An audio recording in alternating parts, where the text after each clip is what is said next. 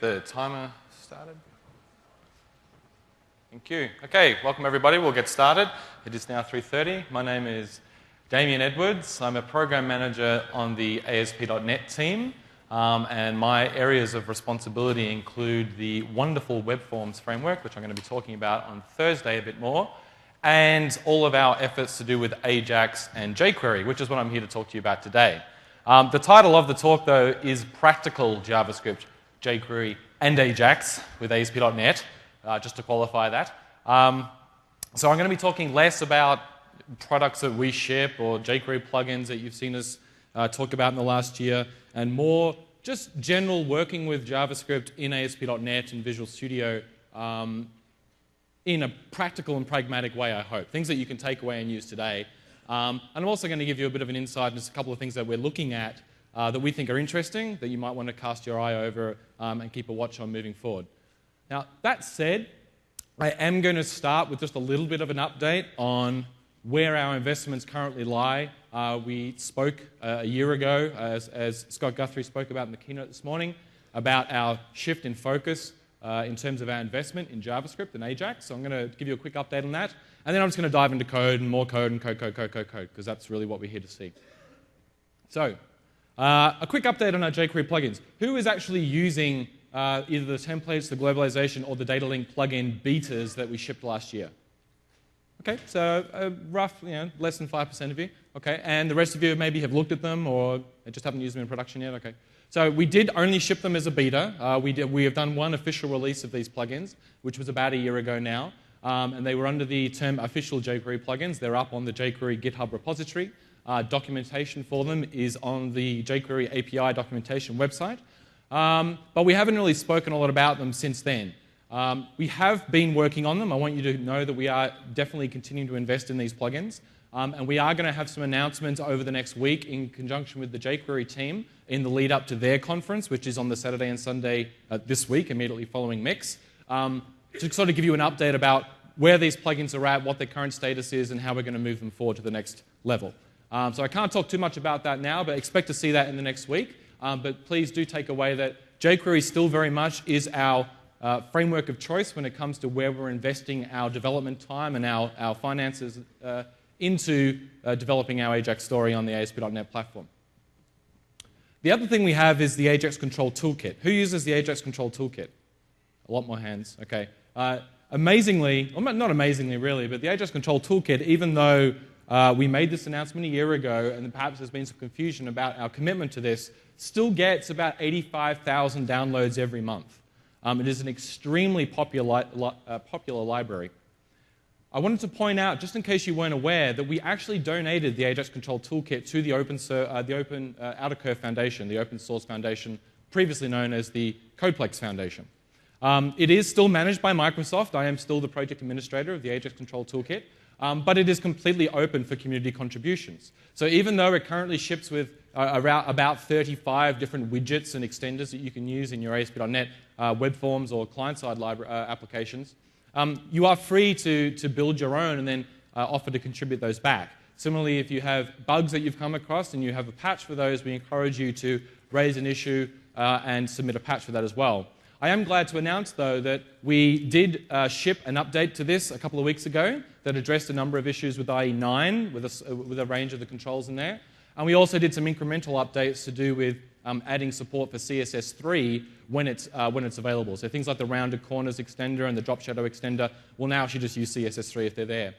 We are going to try and commit to doing a monthly update of the AJAX Control Toolkit in the near future to address the top customer feedback items that are reported through Codeplex.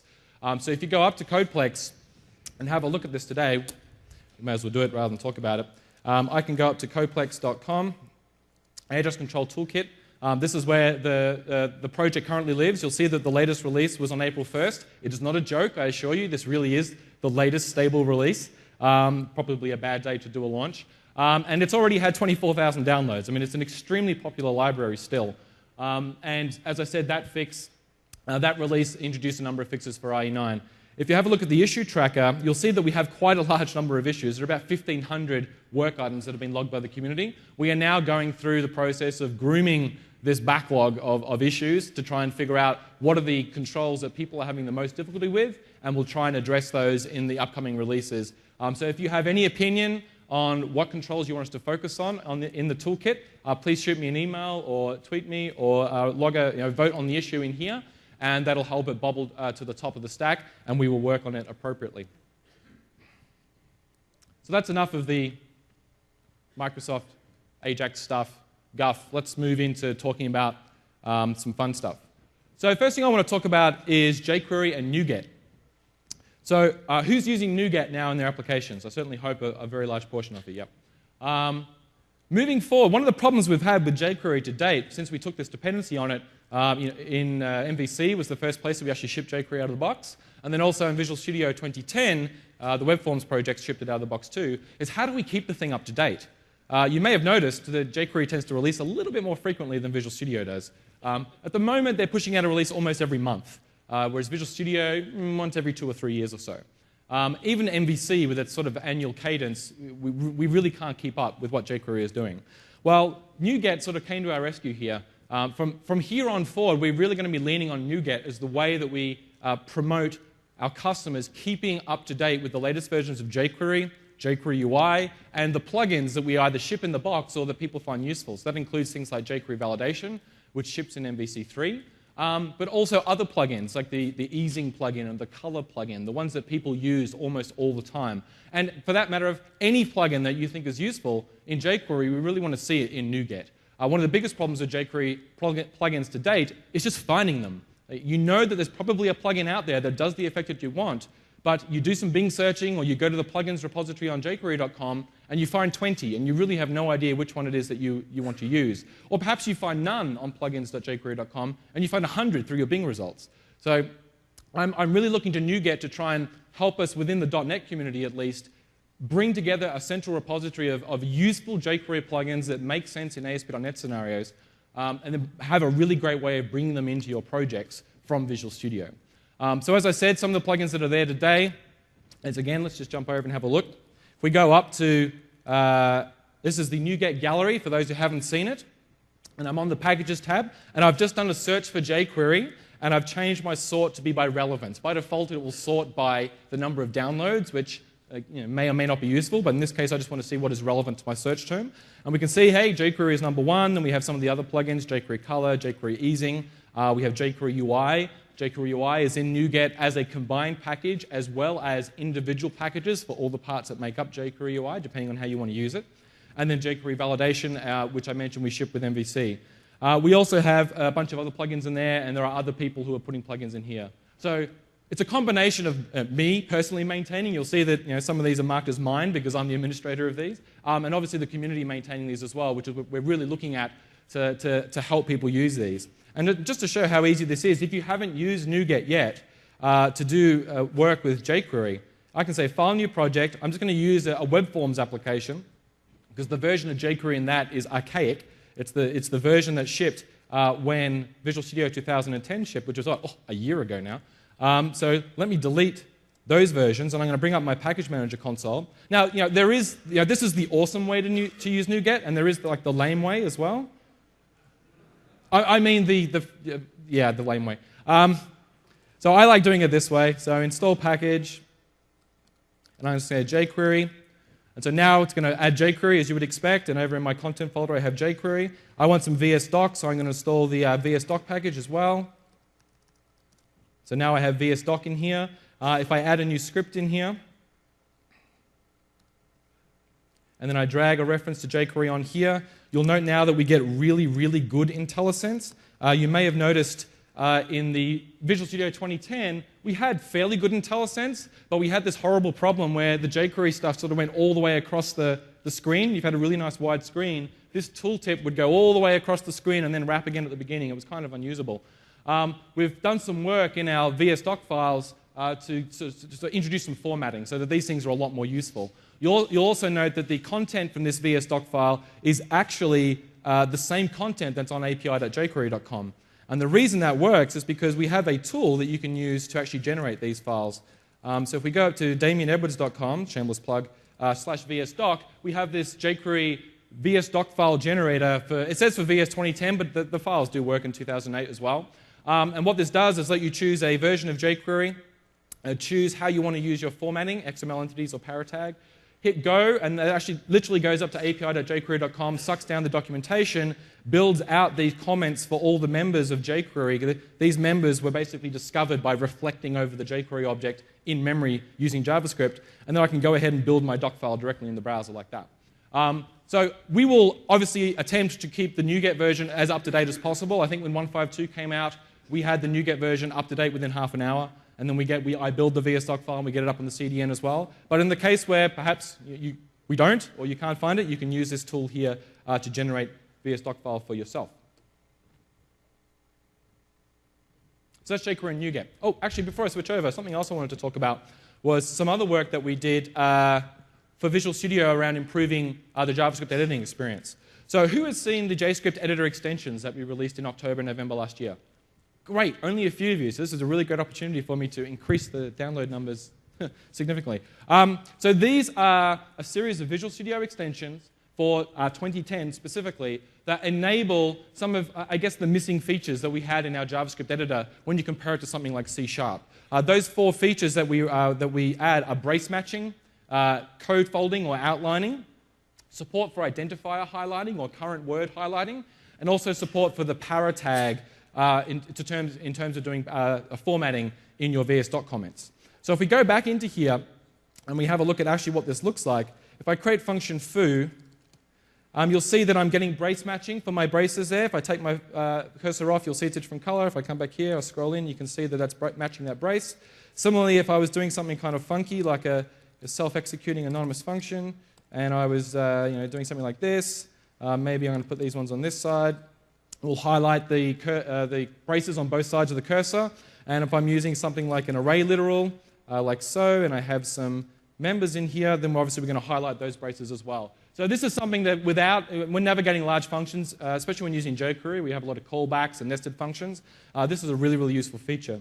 You may have also noticed that we're getting outlining here as well. So these areas are all collapsible now. That's basically being done based on the presence of the curly brace. So anything that starts with a curly brace and ends with a curly brace that is a part of bracing will get a collapsed region for it. And that also works for object literal. So I can go ahead here and declare an object literal. And once I wait for idle when it reparses the file, you'll see that I have that as a collapsible region as well. So that's 2 of the features. The other one was to do with identifier highlighting. So if I've declared foo, now I'm calling foo. If I sit here and leave my cursor on foo, hopefully you'll be able to see that the usage of that has been highlighted, but also where it was declared. So this is a feature that's in C# editor that you probably take for granted now, but it's really annoying. It's not in JavaScript. So we add that as well. I'm not sure how well you can see it on the screen here. It looks great on my monitor. But basically highlighting all instances of that word in the document, which make it easy to find. So if you don't have those, I strongly encourage you to go and get those things today to make your JavaScript editing experience that little bit better. Next thing I want to talk about is building jQuery plugins. Who's actually built a jQuery plugin? Okay, a good sprinkling of you. The great thing about building your JavaScript, your custom JavaScript for your sites is jQuery plugin, is that you automatically get a lot of great features to do with encapsulation and reuse that intrinsically come from writing your JavaScript to the prescribed pattern for jQuery plugins. jQuery is extensible in many, many ways. There are different types of plugins that you can write. You can write plugins that will operate on collections of jQuery objects. You can write plugins that are simply add members to sort of the jQuery static member. So when you say $.ajax, you're not operating on a collection of objects. You're just saying $.ajax. You can add $.foo, which does something else, a utility method. You can extend the selectors. So when you write a jQuery selector, and then you might go colon and then some word that represents some other filter that you want to run on that, you can extend those with your own filters so that you can build up complicated selectors that then call your functions. So you get a lot of these benefits. And also, if you build something useful and it's a jQuery plugin, it's very easy for you to publish that out in the community and have other people use it. It gets iterated on, it gets improved, and the whole open source thing kind of works for everybody. What works for you works for other people generally. So let's have a look at what it takes to sort of write something as a jQuery plugin. So I have a very simple jQuery plugin that I wrote expressly really for the purposes of showing how to write jQuery plugins. It's 55 lines, including the comment and the white space at the top, so it's really quite simple. It's called Track Dirty, and the idea of this plugin is that it lets me very simply determine or track what fields in a form are dirty, what have been changed by the user after the page has been loaded, and then give me a way to very quickly select those fields, the ones that are dirty, so that I can do something with them. So the first thing to note is that the pattern for, I'm just going to collapse some of these for clarity, the pattern that there is a prescribed pattern for building jQuery plugins. You can get it up on the jQuery website under their documentation section. There's a tutorial on writing plugins. But the long and short of it is, you start off with an immediately executing anonymous function. That is this function declared here that takes $ as a parameter and ends down here and passes in the real jQuery as the sole value for that parameter. This is a JavaScript-ism. In the description for this talk, one of the questions that was posed was, do people write JavaScript anymore, or do they just write jQuery? I don't know whether you have those discussions amongst yourselves. We certainly talk about it at Microsoft. And my firm belief is that if you want to be a great jQuery developer, guess what? You have to be a great JavaScript developer. Because a lot of the power from jQuery comes from a lot of the power in JavaScript.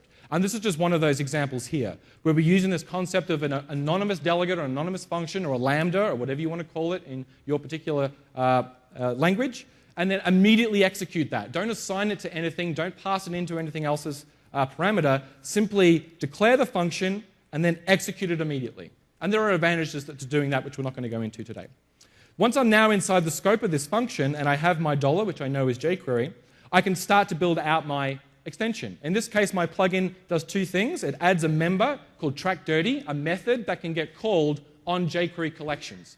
So that if I go into jQuery and I do something like find all the div elements, and I say dot, I get all these methods. I want my method to turn up here.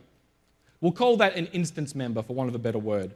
And we do that by effectively just assigning a function to a new member on the fn member of $. For people who know JavaScript programming, the fn member on jQuery is just the jQuery prototype. It's a shorthand to the jQuery prototype. So all we're doing is essentially attaching a method to the base class of jQuery, to use sort of C# language. The other thing I want to do is extend the selector syntax so that not only can I do something like div, but I could do something like, well, I want to find all the divs that are dirty. And I can do that by appending a colon and then using my own word in here, in this case, dirty. So I want to add that capability into jQuery. And I do that by calling $.extend and then extending the built-in expression dictionary that exists in jQuery with some new object that's going to map to this new word that I want to appear.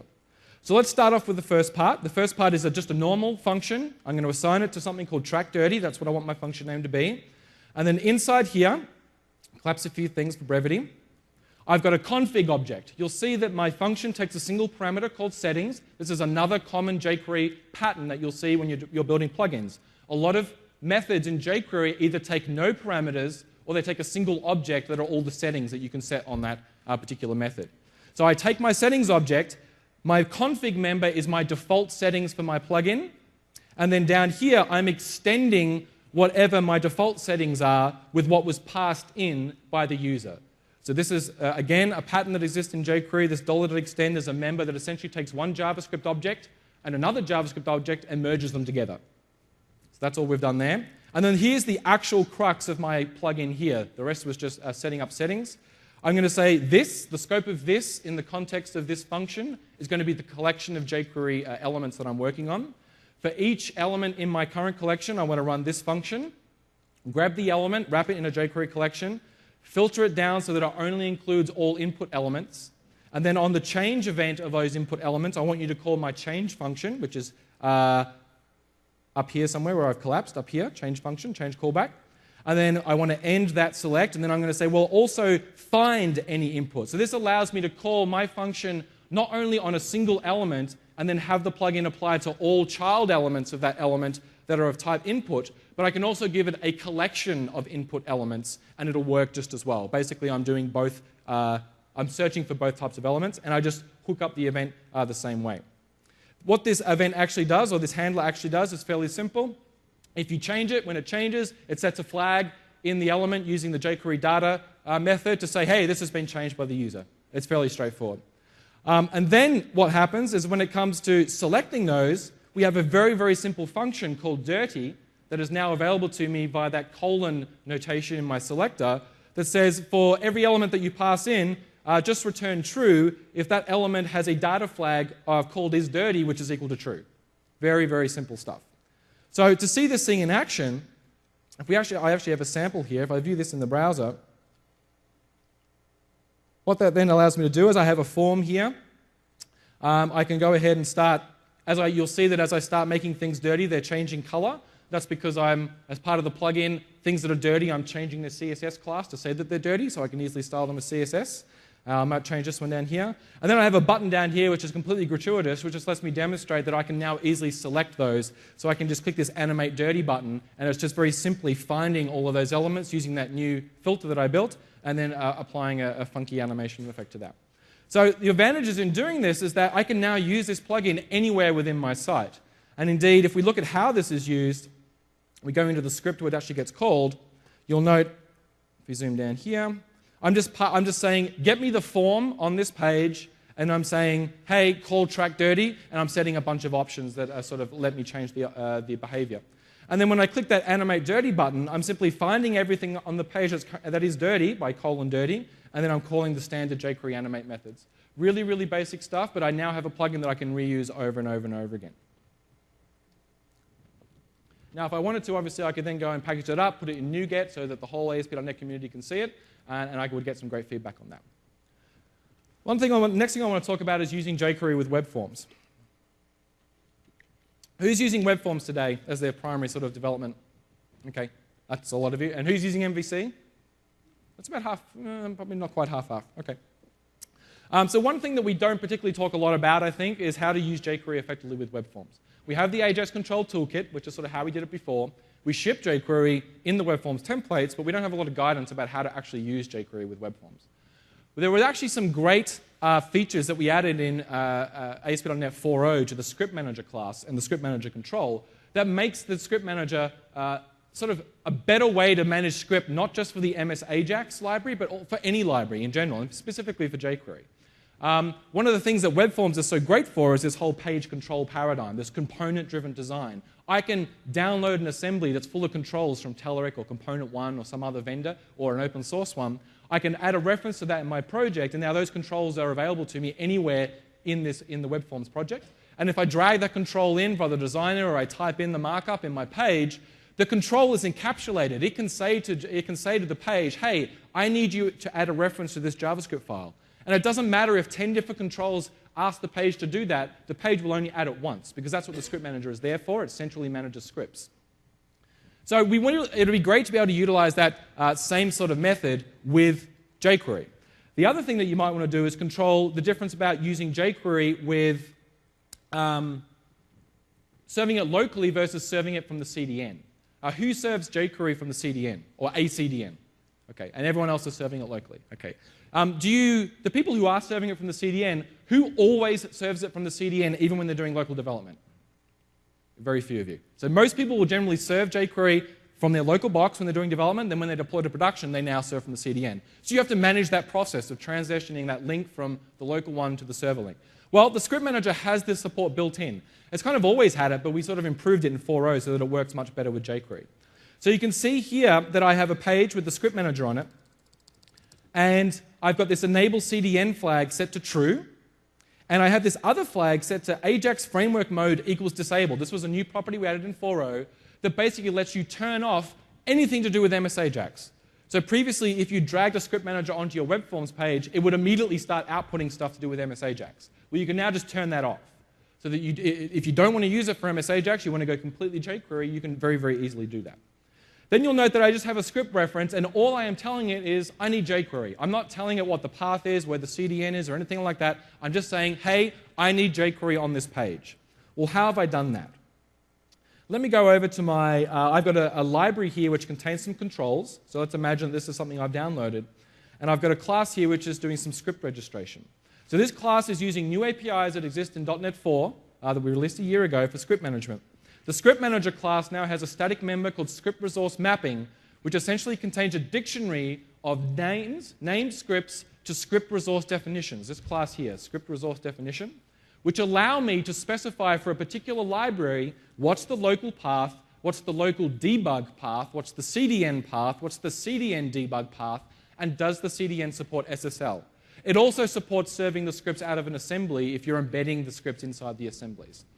And then once they're centrally registered, any page or control can programmatically say, hey, I need this script, simply by saying its name and not having to worry about all of the other stuff. The script manager takes care of that for you, depending on whether that enable CDN flag is set to true or false, or whether the application is currently running in debug mode or release mode.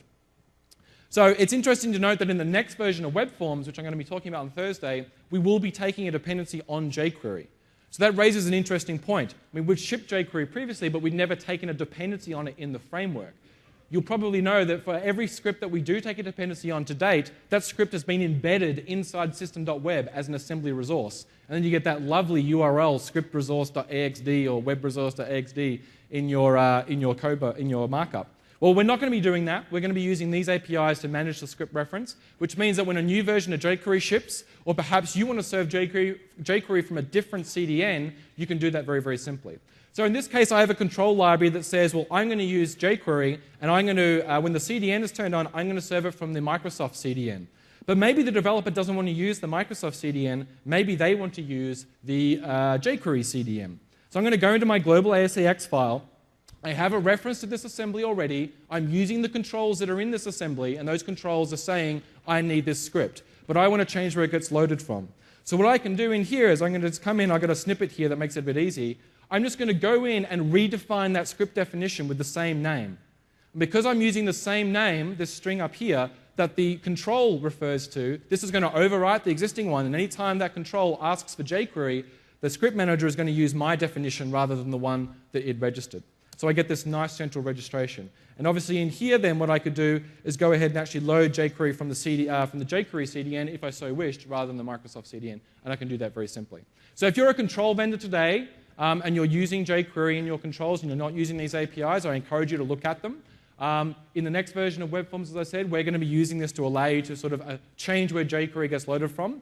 And if you're using web forms today just with jQuery, but you're manually managing how jQuery gets loaded into the page, either by static script tags in your master page, which you write over during deployment, or some other method, I encourage you to have a look at these APIs as well. So I think it does make managing jQuery that little bit easier. Next one I want to talk about is jQuery UI. Who is using jQuery UI today? Oh, great, a lot of you. So you're all aware that with MVC3 we actually shipped jQuery UI in the box. Okay. In typical fashion, though, we shipped it in the box, but we don't use it in any way. We don't take a dependency on it. We sort of put it in there for your convenience. And we don't really give you a lot of guidance about how you actually go about using it. And there are a number of different ways that you can obviously wire up jQuery UI. There's kind of the easy way that most of the demos will show you how to do, which requires you to point directly at the element by selecting it with jQuery and then calling the methods that jQuery UI adds on it. But there's a nicer way, I think, that you can do this unobtrusively. Who has seen the unobtrusive JavaScript work that was done in MVC3? The validation and AJAX, okay. Who has looked at jQuery Mobile? Okay, a few people. Who has looked at the jQuery UI Grid project?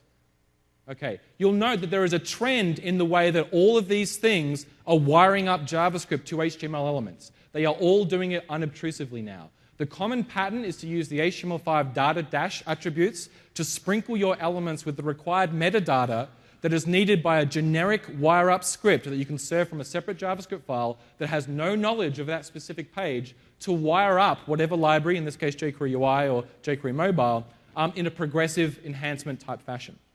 So let's have a look at what that actually means. How does that actually look?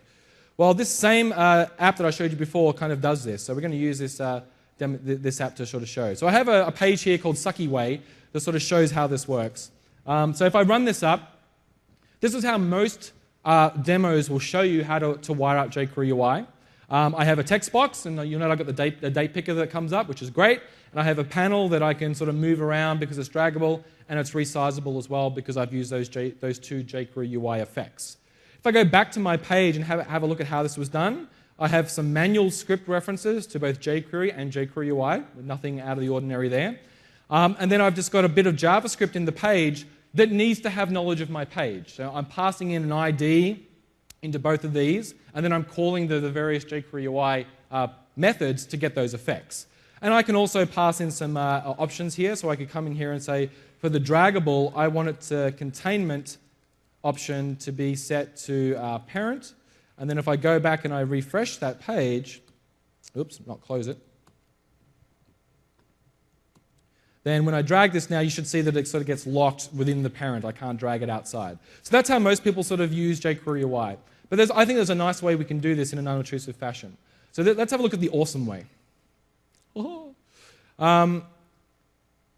So in this sample, what's happening, I'm going to go over here and just look at the output first of all. Let's click on awesome way.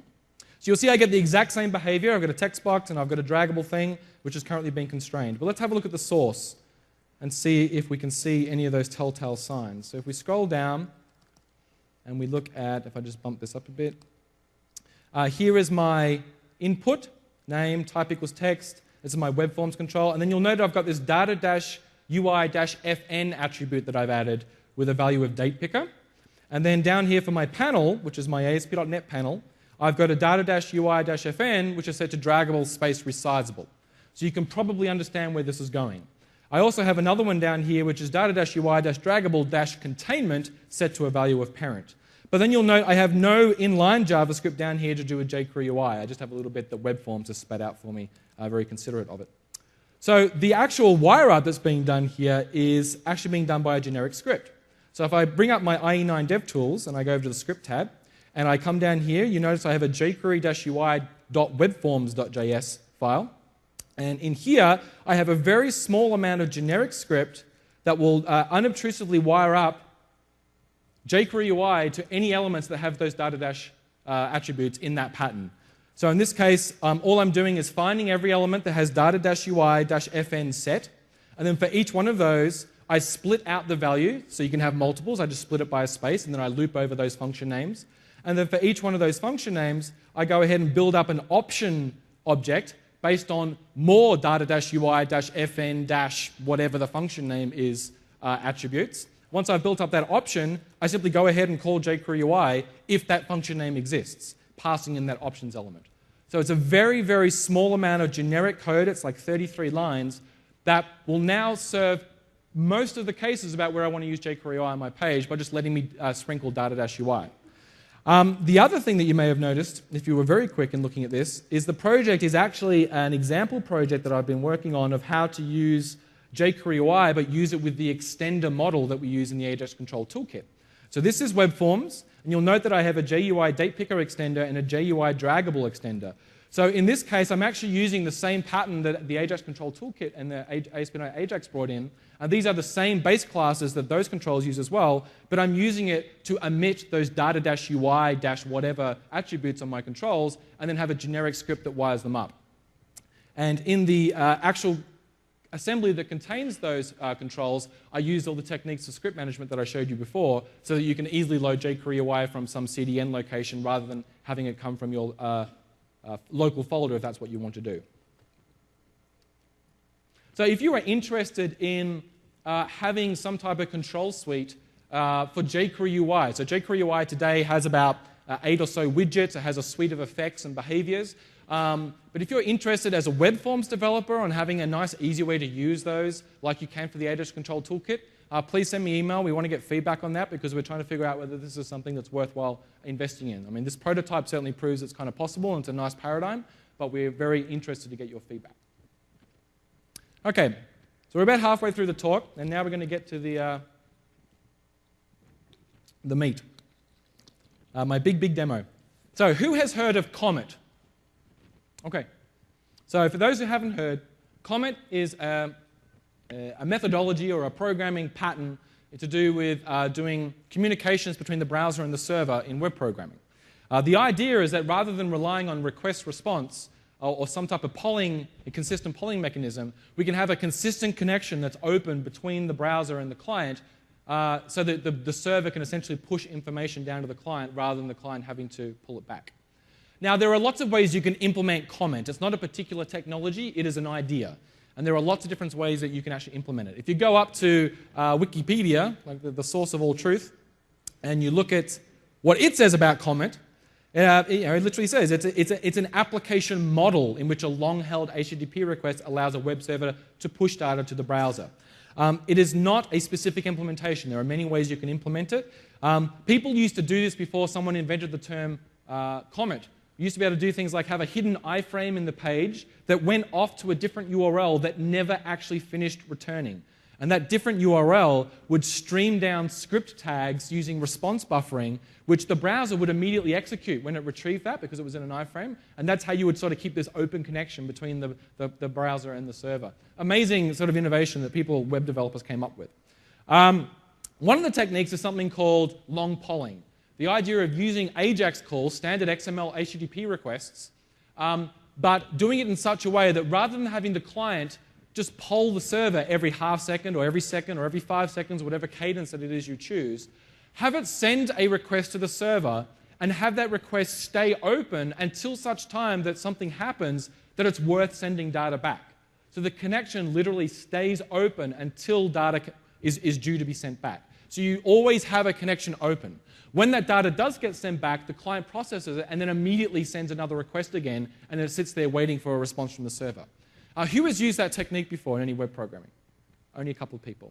Now, to date, to do this with ASP.NET has been kind of difficult. The way that ASP.NET is architected doesn't really suit having a connection open for very, very long periods of time for every single person on your website. It's really not a great way. And the reason that we have a problem is to do with how we do with assigned threads to requests. You may know that for every request that comes into ASP.NET, we take a thread from the standard .NET worker pool of threads, and then we process the request on that thread, and when the request is finished, we give it back to the thread pool. Now, when we spin up your application in ASP.NET, we assign you a certain amount of threads. So, okay, well, you have so many threads for your application, and that's all the threads that you're going to get for dealing with requests. Once you have more concurrent requests going on at any one time than the number of threads that you have, guess what starts happening? What starts happening? It starts blocking. You start getting the browser sitting there waiting because the server literally can't deal with the load. And then once it gets above a certain threshold, the server, ASP.NET, will literally just terminate the request and say, sorry, I'm too busy, I can't deal with this right now. So we don't want to be doing anything in ASP.NET when we're doing long polling that's going to hold up one of these threads while we're waiting for this event to happen that's going to send the data back to return the request.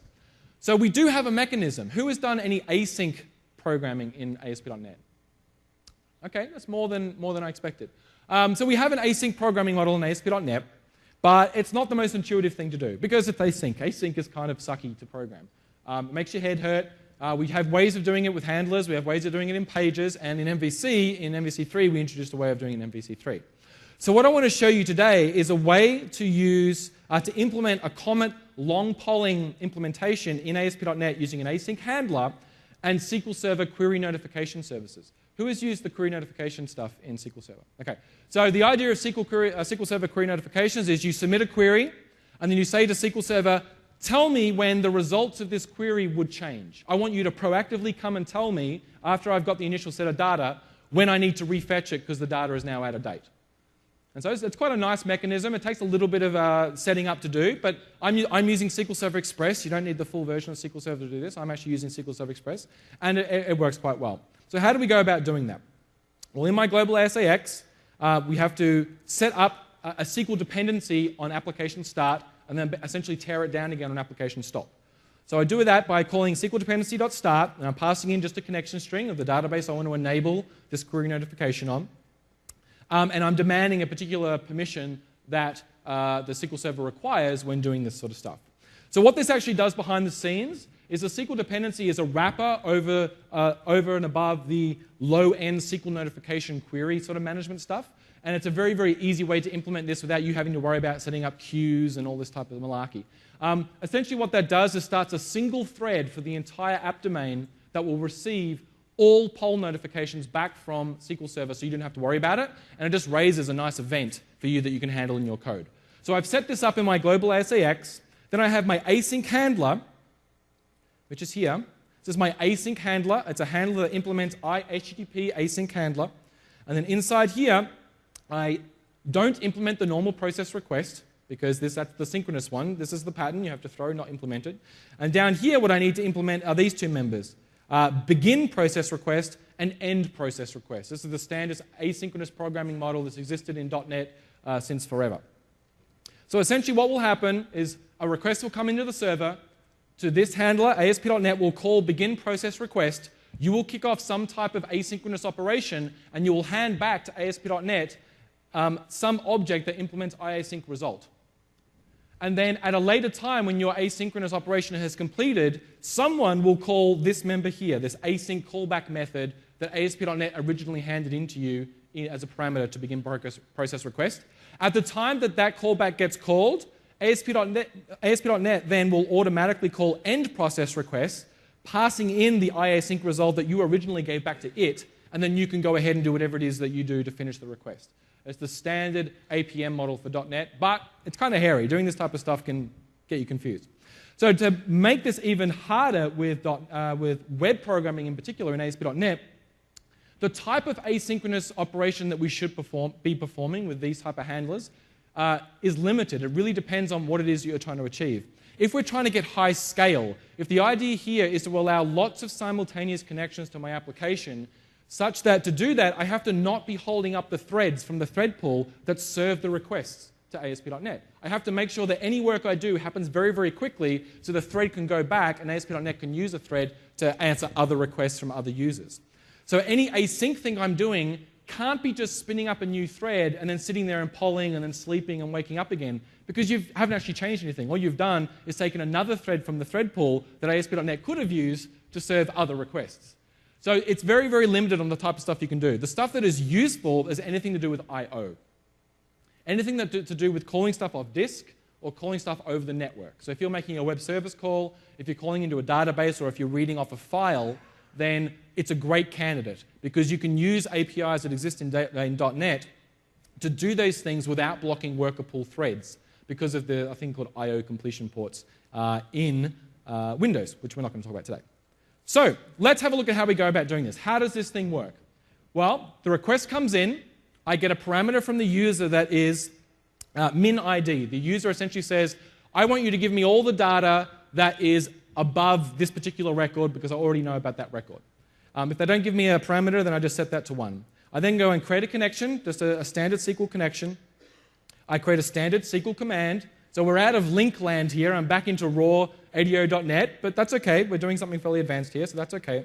Then I new up one of these SQL dependency objects that I talked about earlier. This was the class that I called the static members on earlier on. So now I'm creating an instance of SQL dependency, and I'm passing in my command object. What this does is register with that single thread that the SQL dependency is managing for the whole app pool, saying, hey, this is one of the commands I want you to tell me about if the query that associated with this command has any results that change.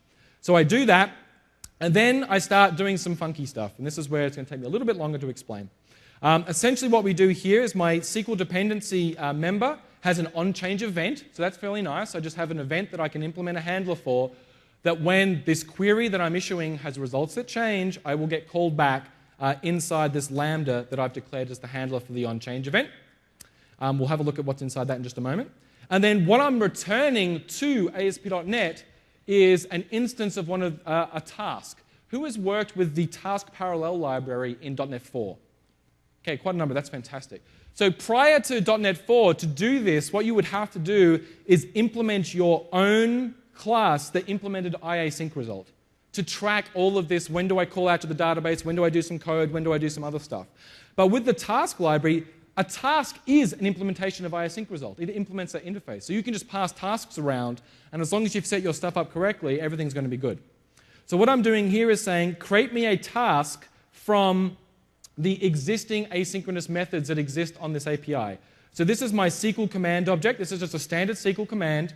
And instead of calling execute reader and end execute, instead of calling execute reader and getting a result, we have to call begin execute reader because we're doing it asynchronously, and then end execute reader when we're notified that that result has changed. So I'm saying create me a task out of those two methods. So now I have a task that wraps up that async action. And then I'm saying when that task finishes, continue with this lambda here. So run that asynchronous operation that, read the data from the database, and then when that's finished, continue with this other stuff here. And this other stuff here is grab the reader from the task. The result of the task was a SQL reader because I've said begin execute reader.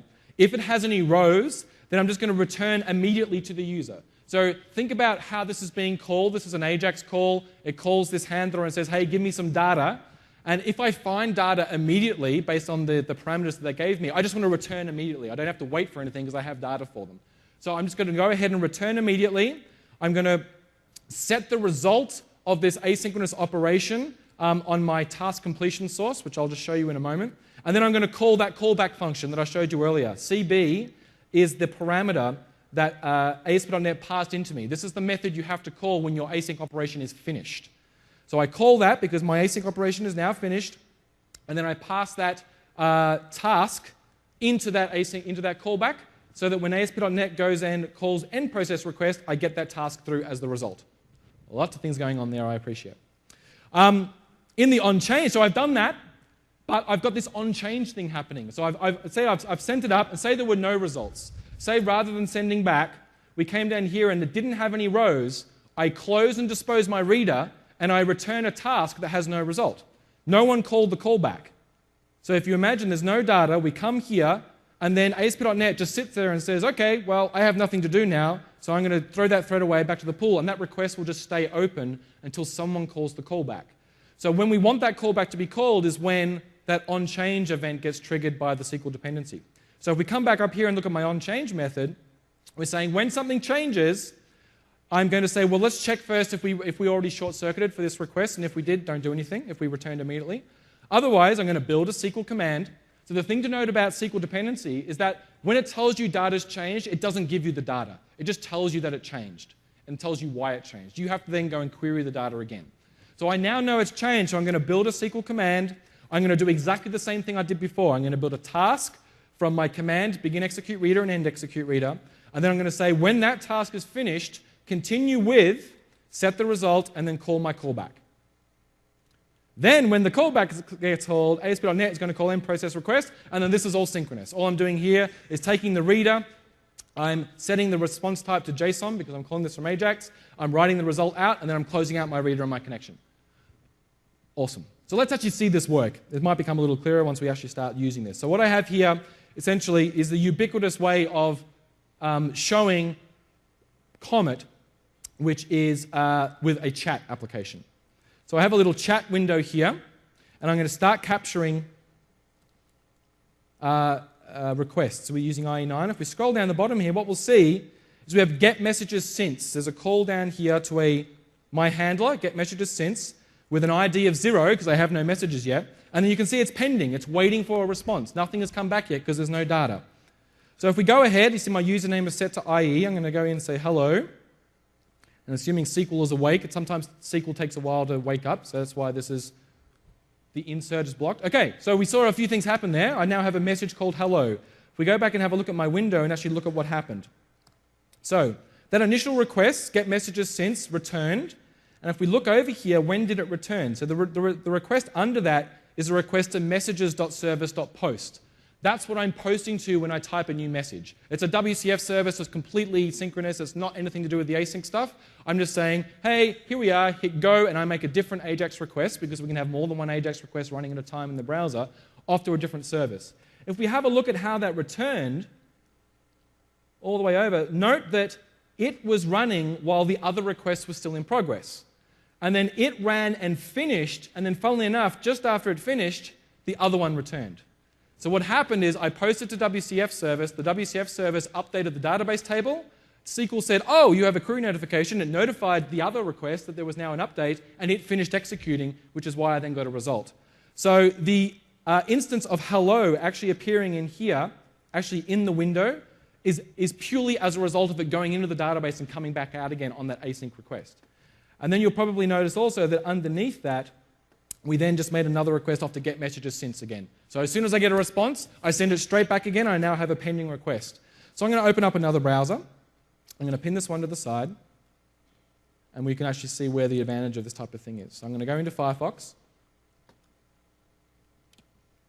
Let's put the URL in here. So my user in here is Firefox. So I got my message because the message was in the database. I'm going to say hello to you.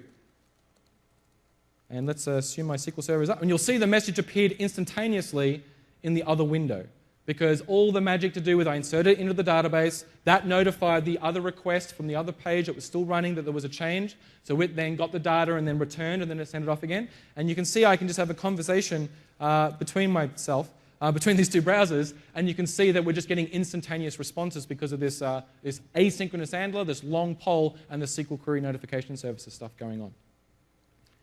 Cool. So at the moment, this is something I've written up for the purposes of demo. What I plan to do is do a blog post. I'll wrap this up in something generic so that you can inherit from it and implement your own SQL query stuff. This would obviously work with any I/O-based asynchronous API too. So if you're doing file-based stuff or web services, this would work as well. But I think this is kind of a cool way of doing it on ASP.NET. Any questions on that before I move on? The SQL where I'm building the command? Yep. Is it attached to SQL Server? So the question is, can I show the command? So it's just standard ADO.NET. You can see in here I'm saying connection equals new connection. The build command is essentially just saying create me a command, set the SQL to some SQL, and add some parameters because it's parameterized. And then once I do that, I'm executing the command asynchronously using begin execute reader and end execute reader. It's really no magic other than that.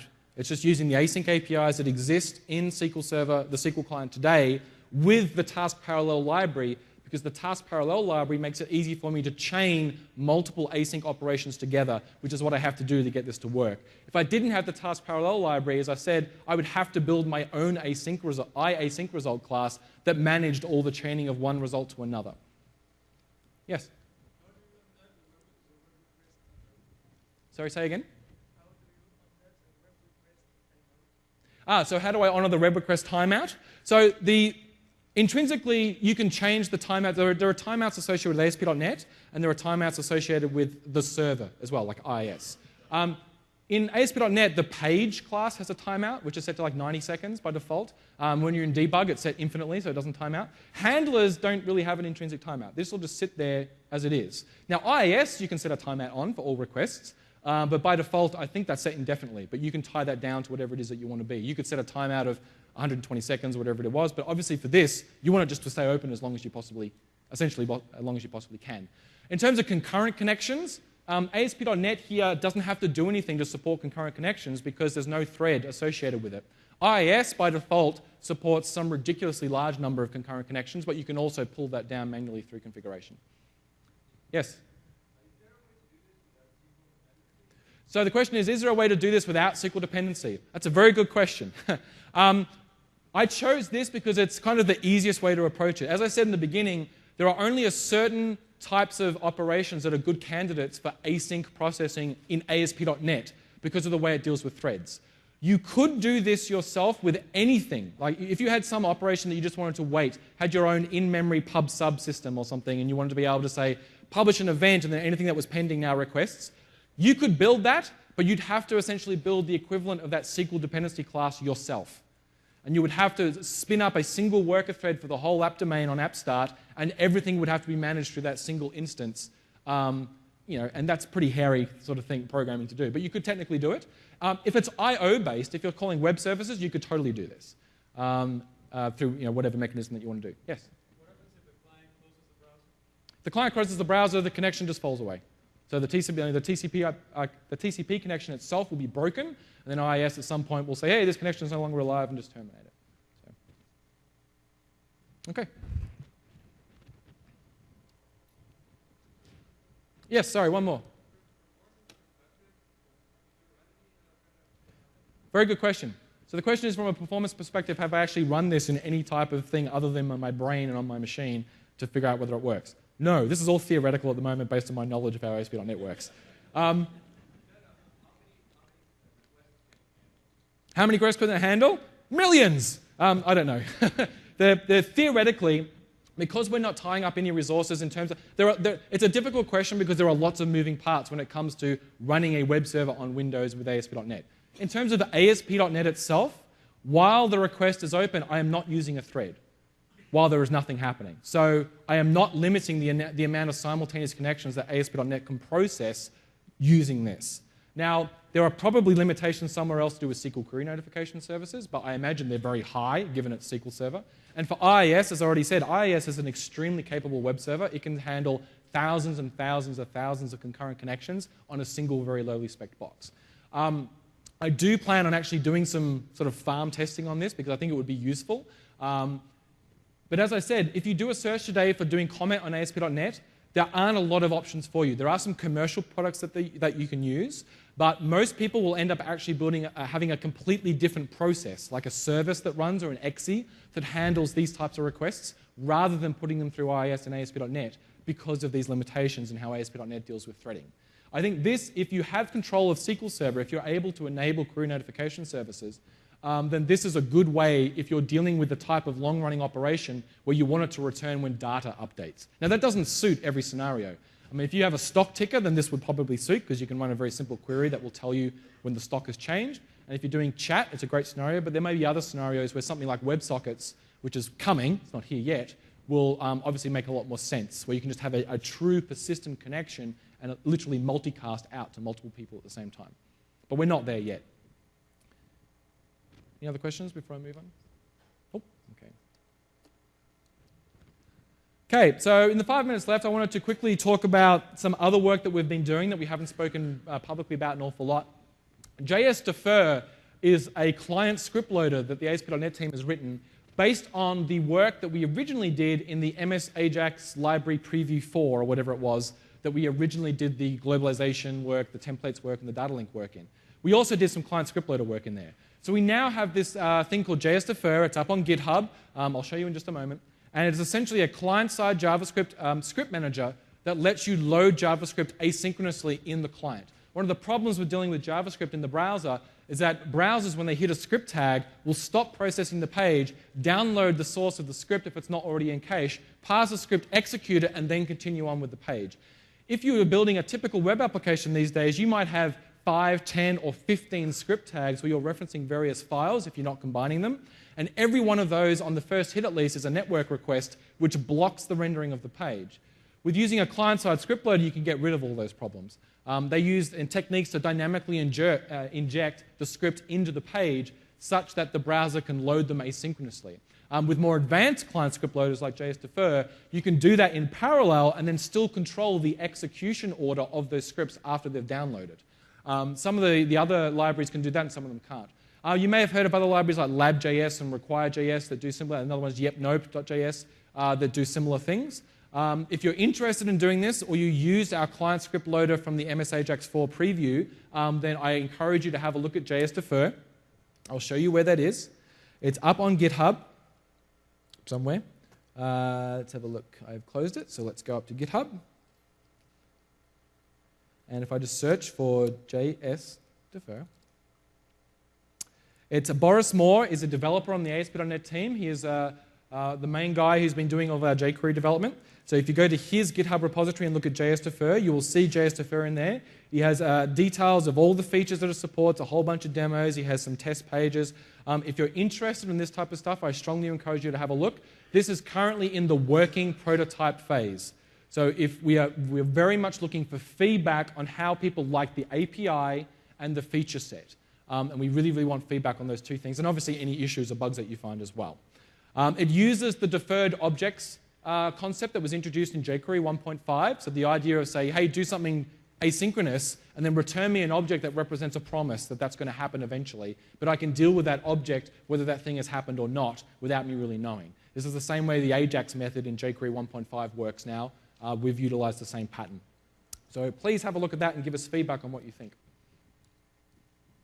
Finally, two frameworks that I just wanted to bring your attention to that we're keeping a watch on because we think they're very interesting. And if you're doing any type of real JavaScript-heavy web development today, these may help you out. The first one is Knockout. Knockout is written by a program manager on the ASP.NET team by the name of Steve Sanderson. He is doing a lightning talk on Knockout, I think, tomorrow or Thursday here at MIX, so I encourage you to go have a look at that. And it's basically a model view model implementation for working with JavaScript in the client specifically when working with MVC. So if you're doing MVC and you're finding you're trying to build rich type of UIs, Knockout is something that might be worth looking at. It works with jQuery templates. It uses a declarative binding syntax, so you have to write a lot less code. It's quite a really nice little library.